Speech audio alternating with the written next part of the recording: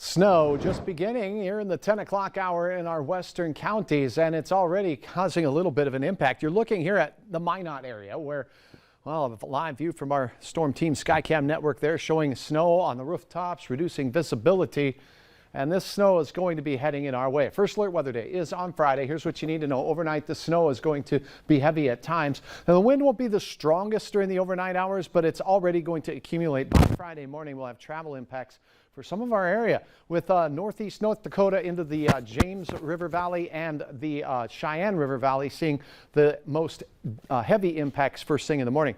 We will have snow in the morning in the Fargo area and Lakes Country. It just will not have accumulated as much as our neighbors to the west where the snow is coming from, but it continues through the midday hour. Midday and beyond, that wind really does pick up as we take a look at the latest radar here in the dark blue, spreading into central North Dakota and our counties here in the James River Valley and the Devil's Lake Basin and points north. The snow is beginning.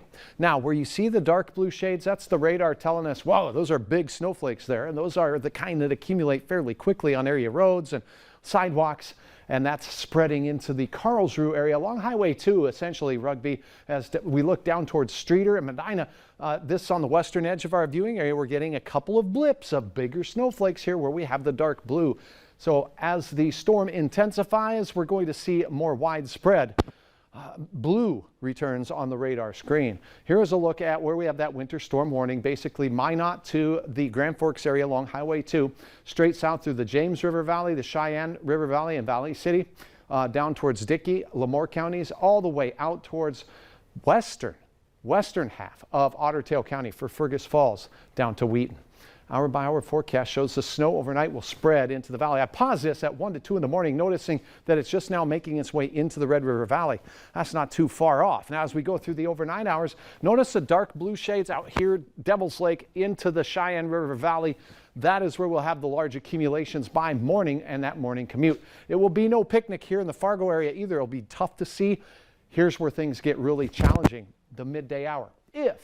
If we're going to see blizzard-like conditions, it's going to be midday and into your drive home where you see these yellow arrows here. Now, there's trees out in Minnesota that helps to slow down the wind, but Hutch thinks as we get into the Sisseton Hills, the southern Red River Valley and southeast North Dakota, we could very well see, even out into the James River Valley, some spots where visibility is just nonsense. Now, take this out into the drive time home. Here's 2 o'clock. The snow starts ending in Fargo. It will have already ended for most of our northern communities. No snow at all, really, in parts of north central Minnesota, by the way. You will miss this system, but you get the cold air first. By the evening hours, the snow exits and the wind starts to quiet down after sunset, but the cold will take hold. How much snow are we talking? It's shovel trouble in a big way, 5 to 10 inches plus in the dark blue shades right down from the Devil's Lake area, Jamestown, Valley City, Lisbon and Gwinn are looking like they'll get some, as will Hankinson. They're at the Dakota Magic Casino, Sisseton Hills. Notice Hutch's asterisks, no good there. Those are isolated 1 foot totals or maybe even better. 4 to 8 in the Fargo-Moorhead area, 3 to 6 as we look from the Grand Forks area through Lakes Country, Detroit Lakes, and eastern portions of Otter Tail County. 12 right now, quiet, northeast wind at 9 miles per hour at Hector. 12 as well at Moorheads Airport. A little warmer down in Alexandria, 20 degrees there. Now a look at what we have going on with a closer look at temperatures. Vedette 0, 3 in Roseau, and 12 out to the west in Jamestown. Fargo, we start in the teens, snowing in the morning. Wind really increasing with gusts over 40 miles per hour possible. Snow should be ending by the time we get to around 4 o'clock for that drive time, but the wind will continue to cause blowing and drifting as the cold Arctic air settles in. Hope you've prepared like this guy, this squirrel here, making sure he's got everything ready. The fox keeping his eyes on the situation too. Thanks for all of your wildlife photos, by the way. First alert weather day for Friday, cold Saturday.